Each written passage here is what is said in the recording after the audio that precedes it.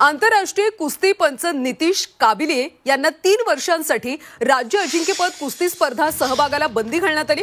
महाराष्ट्र राज्य कुस्तीगीर संघाच्या वतीने ही कारवाई करण्यात आली।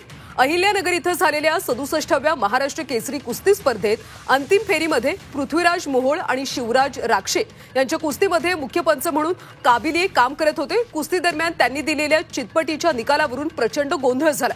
नितीश काबिले यांनी वादग्रस्त निर्णय घेतला होता। या निर्णयाबाबत एक समिती स्थापन करून चौकशी करण्यात आली होती आणि या चौकशीमध्ये काबिले दोषी ठरवण्यात आले। त्यामुळे त्यांना आता 3 वर्षांसाठी निलंबित करण्यात आले। याबाबत महाराष्ट्र राज्य कुस्तीगीर संघाने नितीश काबिले यांना पत्र पाठवले। महाराष्ट्र केसरी सामना वाद प्रकरणी आता नितीश काबिले हे दोषी ठरले आणि त्यामुळे त्यांना आता 3 वर्षांसाठी निलंबित करण्यात आले।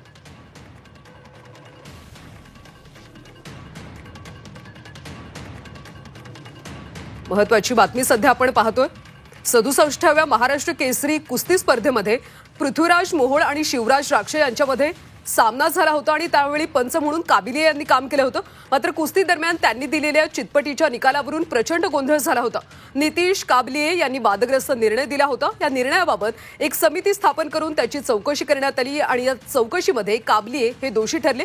त्यामुळे त्यांच्यावर 3 वर्षांसाठी निलंबनाची कारवाई करण्यात आली। अधिकची माहिती घेऊयात आमचे प्रतिनिधी चंद्रकांत फुंदे यांच्याकडून। चंद्रकांत, निकाल देताना चौकशी समितीतल्या सदस्यांनी नेमकं काय म्हटलं? समितीने या पंचांना दोषी ठरवलेलं आहे आणि त्यांना निलंबित केलंय 3 वर्षासाठी।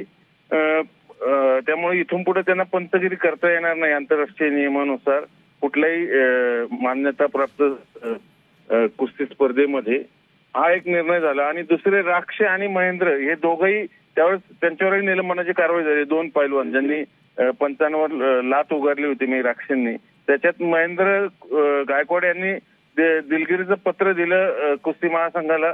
त्यानंतर त्यांच्यावरची बंदी उठवलेली, पण अद्याप शिवराज राक्षेंनी कुठलंही असं पत्र दिलेलं नाही, म्हणून त्यांच्यावरची बंदी अजून आम्ही उठवलेली नाही असा खुलासा कार्याध्यक्ष कुस्तीगीर महासंघाचे संदीप भोंडवे यांनी आपल्याला बोलताना सांगितलेलं आहे। म्हणजे थोडक्यात जो नगरच्या कुस्तीचा वाद झाला होता त्या वादावर आता कुठेतरी पडदा टाकण्याचं काम सुरू आहे। म्हणजे पंचाचा निर्णय होता, जे सातत्याने आरोप होता, तोही खरा ठरला की तो निर्णय चुकीचा होता आणि जे लात मारली गेली तेही चुकीचं, म्हणून जोपर्यंत ते माफी मागणार नाहीत तोपर्यंत त्यांच्यावरची बंदीची कारवाई आम्ही मागे घेणार नाही अशी भूमिका सध्या कुस्तीगीर महासंघाने घेतली। महेंद्र गायकवाड यांनी पत्र दिल्यानंतर त्यांच्यावरची बंदी मात्र कुस्तीगीर महासंघाने उठवलेली।